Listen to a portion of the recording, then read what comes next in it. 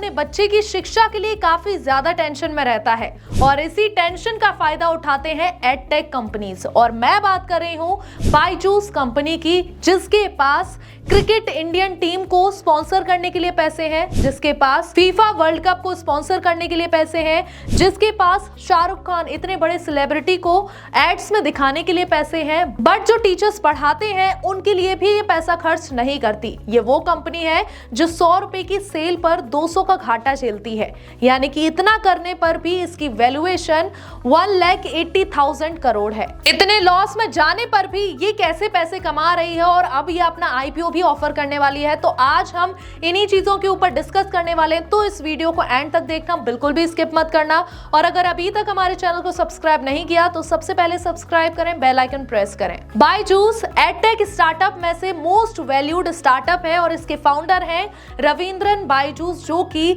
पहले billionaire teacher हैं। Billionaire यानी कि 8,000 करोड़ से भी ज्यादा, और ये पहले ऐसे बिलियनर टीचर हैं। अब और भी आते जा रहे हैं क्योंकि कंपटीशन बढ़ गया है और टीचर्स की वैल्यू भी अब बढ़ती जा रही है। यहीं बायजूस की मार्केटिंग की बात करें तो बड़े सेलिब्रिटी, शाहरुख खान जैसे सेलिब्रिटी को उन्होंने एड्स पर दिखाया, और इतना ही नहीं, इंडियन क्रिकेट टीम को स्पॉन्सर किया और फीफा वर्ल्ड कप को भी स्पॉन्सर किया। तो इतना पैसा वो मार्केटिंग पर खर्च करती है। बायजूस एडटेक कंपनी एजुकेशनल और टेक्नोलॉजी से रिलेटेड हम बात नहीं कर रहे हैं, हम यहाँ बात कर रहे हैं मार्केटिंग से रिलेटेड। सेकंड, जो मार्केट में लाइमलाइट आई उसका रीजन मार्च 2021 में जो बैलेंस शीट क्लोज होती है उसकी ऑडिट कंप्लीट सितंबर 2021 में होनी चाहिए, लेकिन 2022 आ गया बट वो बैलेंस शीट नहीं पहुंची। तो इतना डिले क्यों हुआ? इनकी जो ऑडिट डेलॉयट के पास है, उन्होंने साइन करने से मना कर दिया क्योंकि कुछ प्रॉब्लम्स आ रही थी। वहां पर इन दोनों ने सॉर्ट किया, फिर जब रिजल्ट आया तो सब शॉक हो गए। जिस कंपनी का लॉस पिछले साल 2428 करोड़ था, वो एक ही साल में बढ़ के 4585 करोड़ हो गया, यानी कि 15 गुना बढ़ गया सिर्फ एक साल में।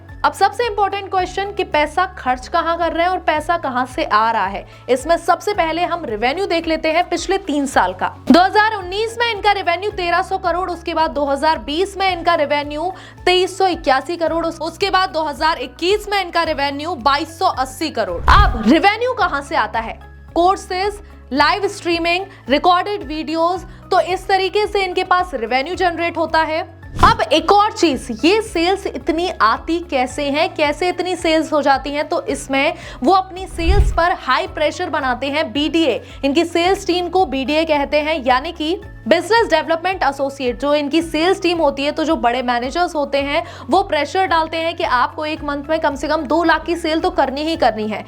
तो यहाँ प्रेशर बनाया जाता है सेल्स टीम के ऊपर, तब वो वर्क करती है। और दूसरा ये भी है कि उनके पास एक प्लान भी होता है। अब प्लानिंग कैसे? सुनिए, अलग अलग तरीके से कोल्ड मैसेजेस कर देंगे, कोल्ड ईमेलिंग कर देंगे, कोल्ड फोन कर देंगे, या फिर फ्री ट्रायल दिखा देंगे। और इतना ही नहीं, एड्स इतने दिखाएंगे कि सामने वाला पर्सन ये बोलेगा कि इसमें कुछ ना कुछ तो अच्छी बात होगी, तभी इतने एड्स आ रहे हैं। और फ्री का माल देख के तो वैसे ही इंसान आ जाता है। अब मान लो इतने एड्स दिखाओगे, डाउनलोड कर लिया, डाउनलोड के बाद अब 15 दिन का फ्री ट्रायल है, तो करने में क्या जा रहा है? तो बच्चे वहां सीखते भी हैं, क्विज करते हैं। अब एक और चीज, अब ये जो 15 दिन का इनका ट्रायल चल रहा होगा, बच्चे का जो भी 15 दिन का ट्रायल चलेगा, वो उसमें क्विज देगा, पढ़ेगा, वो सारी चीजें कौन एनालाइज करेगा? टेक्नोलॉजी कंपनी जो होगी उनकी, वो सारी चीजें एनालाइज करेगी कि किसमें वीक है, किसमें स्ट्रॉन्ग है, कितने मार्क्स आ रहे हैं, कौन से क्विज दे रहे हैं, कितने मार्क्स इनके आ रहे हैं, अगर परसेंटेज कम है तो क्यों आ रहे हैं, ये सारी चीजें वो एनालाइज करेंगे। उसके बाद 15 दिन के बाद आपके पास कॉल आएगा कि आपका बच्चा इस सब्जेक्ट में कम मार्क्स ला रहा है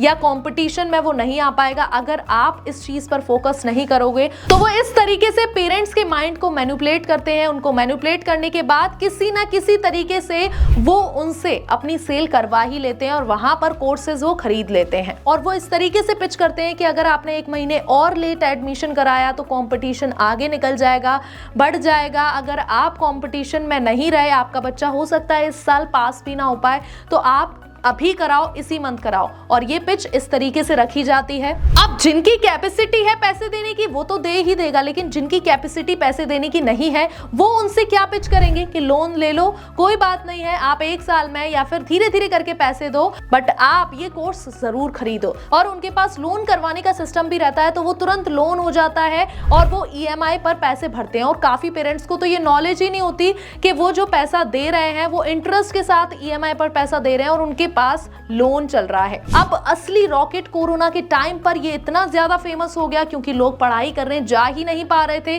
तो लोग क्या करते थे कि बायजूस पर ही रिकॉर्डेड वीडियोस, लाइव क्लासेस लेते थे। तो यहाँ पर बायजूस काफी ज्यादा फेमस हो गया। बट कुछ टाइम बाद और कॉम्पिटिटर्स आ गए और फिर जब कोरोना का टाइम बीत गया उसके बाद बच्चों को लगा कि हम कितनी लाइव क्लासेस लेंगे, हम बोर हो जाएंगे, हम चाहते हैं कि आप फिजिकली पढ़ें, हम स्कूल में जाके पढ़ें या फिर कोचिंग या इंस्टीट्यूट में जाके पढ़ें। तो अब जब ये हुआ तो उनका ग्राफ डाउन पर चला गया और काफी पेरेंट्स को भी पता चल गया कि इससे काफी ज्यादा फायदा नहीं हो रहा है। 2 रीजन पैसा घटने के। सबसे पहला, हम ये सोचते हैं कि 2 लाख का कोर्स है, इसी साल हम बुक कर लेते हैं और ऐसे पहले ही पैसा आ जाता है। फिर उसके बाद ये लोग क्या करने लगे, तो 2 लाख का कोर्स है, एक साल में, यानी कि 1 साल में 1 लाख जमा कर दिया और 1 साल में 1 लाख जमा कर दिया। तो इस तरीके से यहाँ पे पैसे बाद में आने लगे, कोर्स पहले मिलने लगे। दूसरा रीजन ये कि जो लोन पेरेंट्स को दिलाया उसका इंटरेस्ट भी यही कंपनी भर रही है, तो ऐसे करके इनका रेवेन्यू घटने लगा। अब यहाँ पर काफी ज्यादा पैसे खर्च हो रहे थे, मार्केटिंग में पैसे खर्च हो रहे थे। यहीं टीचर्स की सैलरी देखी जाए तो 300 करोड़ और यहीं मार्केटिंग का देखा जाए पैसा तो वो था 2200 करोड़। एम्प्लॉय बेनिफिट्स जो कि पहले थे 440 करोड़, जो कि अब बढ़ के हो गया 1943 करोड़। यानी कि ये है खर्चे जिसकी वजह से इनका रेवेन्यू घटता जा रहा है। अब और लॉस कहां से आ रहे हैं? एक कंपनी आपने सुनी होगी, इन्हीं की वाईटेक जूनियर, जिसमें बोला जाता है कि 6 साल के बच्चे को कोडिंग सिखा दी जाएगी। और आपने इसके ऊपर काफी फेक न्यूज सुनी होंगी कि हमारे 6 साल या 7 साल के बच्चे ने इतना पैकेज ले लिया, ये ऐप बना दिया और इस तरीके से इनको इतना पैकेज मिल गया। तो ये सारी फेक न्यूज क्रिएट करके वो इससे भी पैसा कमाते हैं। और फिर जब लोगों को पता चला कि इससे कुछ फायदा नहीं होने वाला है, हमारे पैसे जाते जा रहे हैं, और इस चक्कर में वो लॉस में और गई, तो इससे पेरेंट्स समझ गए कि हमारा बच्चा कुछ नहीं सीख पाएगा क्योंकि उसका बेसिक ही स्ट्रॉन्ग नहीं है। और ये डायरेक्ट उनको क्या सिखा रहे हैं? कोडिंग। तो यहाँ पर पेरेंट्स भी समझ गए, इस चक्कर में उन्होंने अपने बच्चे को इससे निकाला और ये इस तरीके से ये कंपनी भी लॉस में जाने लगी। फिर बायजूस ने एक स्टेप क्या लिया, 1 बिलियन में आकाश को खरीद लिया और इस तरीके से उन्होंने काफी और शॉपिंग की। और जब इन्वेस्टर्स को समझ आ गया कि इसका कुछ नहीं हो सकता, इन्वेस्टर्स यही सोच के पैसा लगाते थे कि किसी ना किसी दिन तो प्रॉफिट होगा और लॉस बिल्कुल कम हो जाएगा। बट इन्वेस्टर्स ने भी अब हार मान ली। और पैसे कहां से आते थे? क्योंकि इन्वेस्टर्स इन्वेस्ट करते थे। अब जो नए इन्वेस्टर्स हैं वो तो आ नहीं रहे और जो पुराने इन्वेस्टर्स हैं वो धीरे धीरे करके जाते जा रहे हैं। और कुछ टाइम पहले की न्यूज के 2500 एम्प्लॉयज को फायर भी कर दिया। तो ऐसे करके ये पूरी स्टोरी आप समझ गए होंगे तो कैसे बायजूस का ग्राफ धीरे धीरे गिरता जा रहा है। ऐसे और इन्फॉर्मेटिव वीडियोस के लिए हमारे चैनल को सब्सक्राइब करें और अपने दोस्तों और फैमिली को ये वीडियो जरूर शेयर करना। Thank you so much.